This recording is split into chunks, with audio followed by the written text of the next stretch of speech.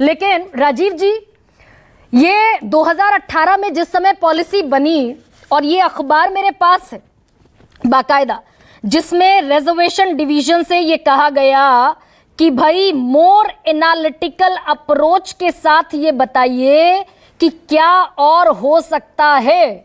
78 के जिस सर्कुलर का हवाला दिया उसका आधा हिस्सा गोल कर गए, आधा हिस्सा अपनी सुविधा से चुन लिया। आप सरकार में थे राजीव जी उस वक्त। अब देखिए गरिमा जी, दोनों परिस्थितियों का फर्क समझना पड़ेगा। ये 282 सदस्यों की भारतीय जनता पार्टी की वजह से ऐसा हुआ, केवल इतना पर्याप्त नहीं होगा कहना। अगर आप इंडियन एक्सप्रेस की रिपोर्ट का हवाला दे रही हैं तो उसका एक अंश ये भी है कि 96 टू 2002 ये 6 साल जो IAS union public service commission के जो अपॉइंटमेंट्स थे वो बहुत ही कम हुए, और 2017 में सेक्रेटरीज का एक सेक्टोरल ग्रुप उन्होंने महसूस किया कि JS लेवल पर यहाँ अगर हम लोग कुछ ऐसा नहीं करते हैं तो कठिनाइयाँ हो सकती हैं। JS लेवल पर वैकेंसीज बहुत ज़्यादा है, तो फिर उसमें टैलेंट पूल या बहुत सारी चीज़ें उन लोगों के दिमाग में थी, लेकिन लैटरल एंट्री के जरिए वो चाहते थे कि इसमें अलग अलग क्षेत्रों के जो विशेषज्ञों की सेवाएं हैं वो लिए जाए। अब आपका सर यहीं पर खेल हो गया क्या राजीव जी? एक सेकंड, लेकिन मुझे लगता है यहीं पर क्या आप ये कह रहे हैं कि भाई विशेषज्ञों की जरूरत अलग अलग क्षेत्रों में अलग अलग काबिलियत के लोगों की थी, लेकिन मैं बस एक बड़ा प्रिसाइज सा सवाल राजीव जी पूछ रही हूँ आपसे, और उम्मीद ये करती हूँ कि आप ईमानदारी से जवाब देंगे।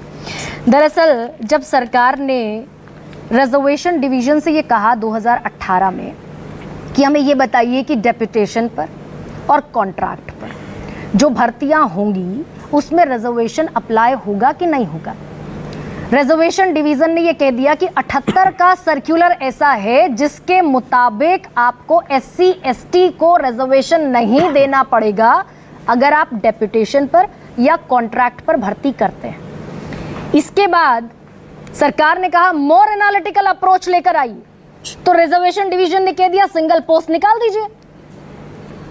तो सिंगल पोस्ट निकाली इसलिए गई कि आरक्षण गोल हो जाए।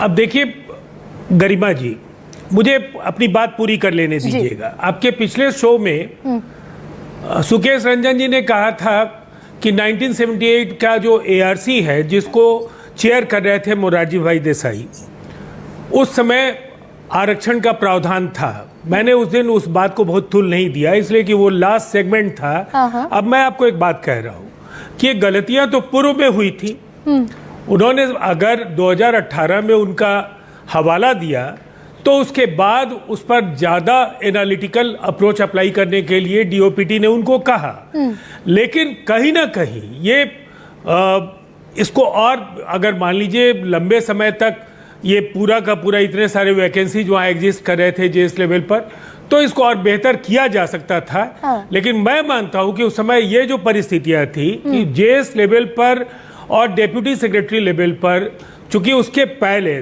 2017 में ही जो सेक्रेटरीज के ग्रुप ने उस समय में सिविल सर्विसेज में जो उस स्तर पर काम करने वाले अधिकारियों की कमी महसूस की थी, उसके आधार पर लैटरल एंट्री का सुझाव दिया था।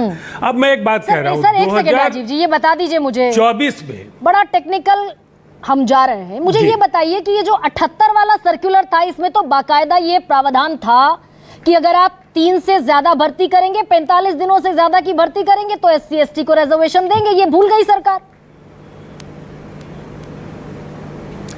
इसी का तो हवाला उन्होंने दिया ना। और उसी आधार पर ब्यूरोक्रेसी कई बार चालाकी करती है, उसके लिए किसी सरकार को आप ब्लेम नहीं कर सकते हैं। उन्होंने लास्ट में ये कहा कि ठीक है, आखिर में उनका समाधान यही था कि इसको हर एकल पद इसको डिक्लेयर करते हैं और इसके जरिए हम इन पदों पर हम जो रिक्तियां हैं उनको हम लोग भर देंगे। हमारा ये कहना है कि इस बार का जो विज्ञापन था, ये विज्ञापन एक साथ बड़ी संख्या में भर्तियों को लेकर था।